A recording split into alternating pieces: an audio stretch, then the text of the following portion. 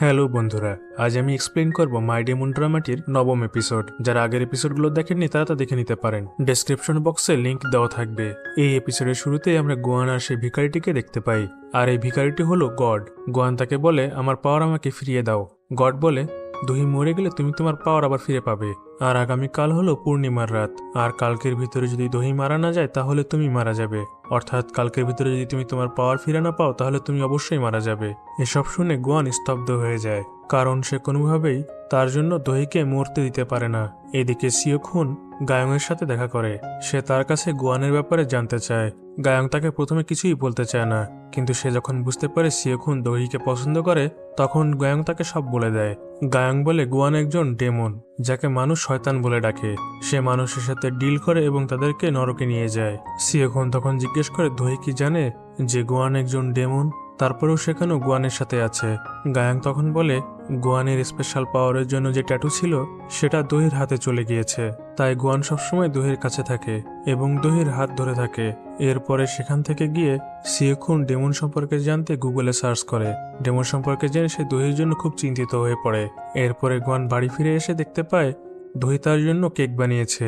এরপরে দহি বলে, তোমার জন্য কেক বানিয়েছি, টেস্ট করে দেখো তো কেমন হয়েছে।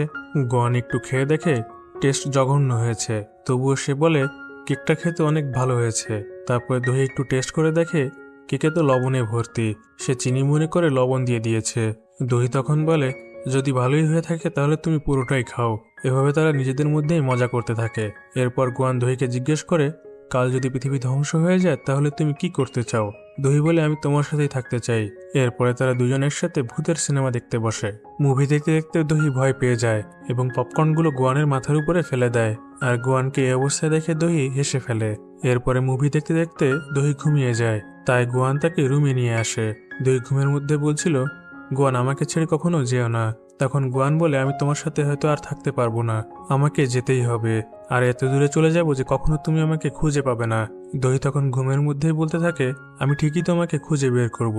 এরপর গোয়ান সেখান থেকে আবার সেই ভিখারি অর্থাৎ গডের কাছে আসে এবং সে গডকে বলে যে সে হার মানবে না। যেভাবেই হোক সে দহিকেও বাঁচাবে এবং তার পাওয়ারও ফিরে পাবে। আর যদি সে তা করতে নাও পারে তবে আর যাই হোক সে দহিকে মরতে দেবে না। এরপরে গোয়ান সানউল ফাউন্ডেশনে আসে।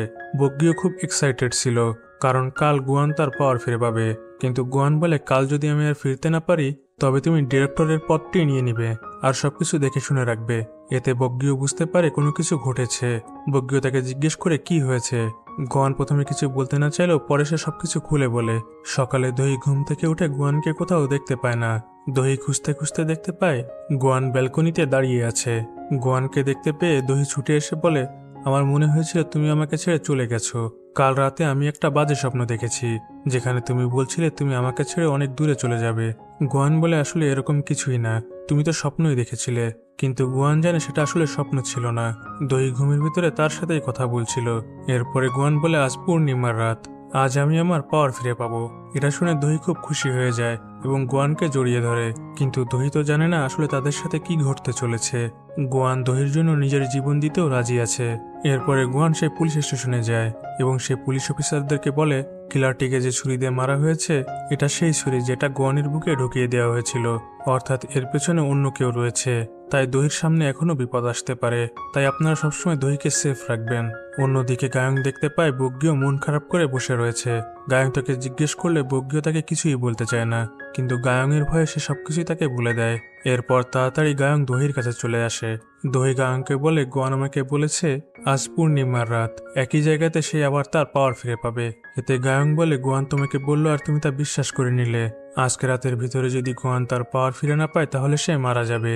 আর গোয়ানের যদি পাওয়ার ফিরে পেতে হয় তাহলে অবশ্যই দহিকে মরতে হবে। সে দহিকে সুইসাইড করার জন্য বিষের বোতল দেয়। আর তখনই সেখানে গোয়ান চলে আসে। গায়ং বিষ লুকিয়ে ফেলে। গোয়ান তখন বলে, গায়ংয়ের ফালতু কথা শোনার কোনো প্রয়োজন নেই। তবে দহি কনফিউজড হয়ে সেখান থেকে চলে যায়। গায়ং তখন গোয়ানকে বলে, আমি শুধু তোমাকেই বাঁচাতে চাই। গোয়ান তখন বলে তাকে বাঁচানোর কোনো দরকার নেই। এদিকে দহি বগ্গির কাছে আসে গায়ং যা বলেছে তা সত্য কিনা যাচাই করতে, আর বগ্গিও তাকে সব সত্যিটা বলে দেয়। এরপর দহি বাড়িতে এসে গোয়ানকে বলে, আমরা দুজন একসাথে এত কিছু পার করেছি, আর এখন একজন মরে গেলে কি করে চলবে। তোমার পাওয়ার ফিরে পাওয়ার অন্য কোনো রাস্তা অবশ্যই আছে, আমরা দুজনে মিলে সেই রাস্তা খুঁজে বের করব। এটা শুনে গোয়ান দহিকে জড়িয়ে ধরে অন্যদিকে সিওখুন আবারও গায়ংয়ের সাথে দেখা করতে আসে আর বলে গোয়ান যে ডেমন সেটা তো দোহি জানে, তাহলে দোহি কেন গোয়ানকে পছন্দ করে।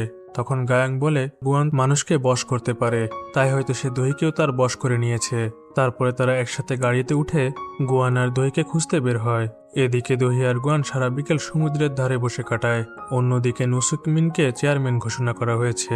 তো রাতের বেলায় দোহি আর গোয়ান সেই জায়গায় যাচ্ছিল যেখান থেকে গোয়ানের পাওয়ার দোহির মধ্যে চলে গিয়েছিল।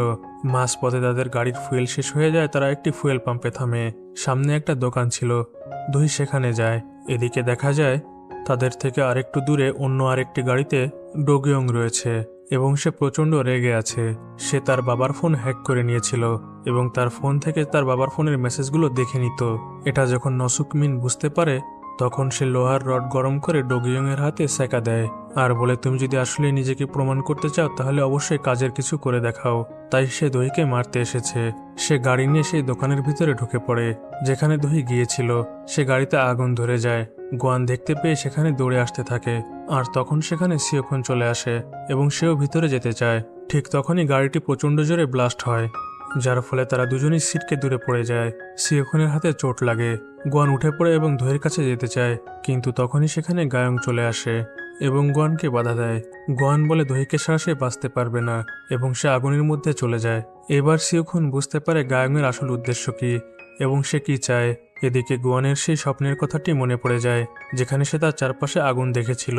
সে খুবই ভয় পায়, তবু সে দোহিকে বাঁচাতে চায়। তখন গোয়ান সেখানে একটি চিঠি দেখতে পায়। সেখানে দোহি লিখেছে যদি তার আর গোয়ানের মধ্যে কাউকে চুজ করতে হয় তবে সে গোয়ানকেই চুজ করবে, কারণ সে আরও একবার কাউকে হারানোর যন্ত্রণা ভোগ করতে চায় না। বাইরে যখন হেল্পের জন্য সিওখুন কাউকে কল করতে যাচ্ছিল ঠিক তখনই গোয়ান দোহিকে নিয়ে আগুনের ভেতর থেকে বেরিয়ে হয়ে আসে।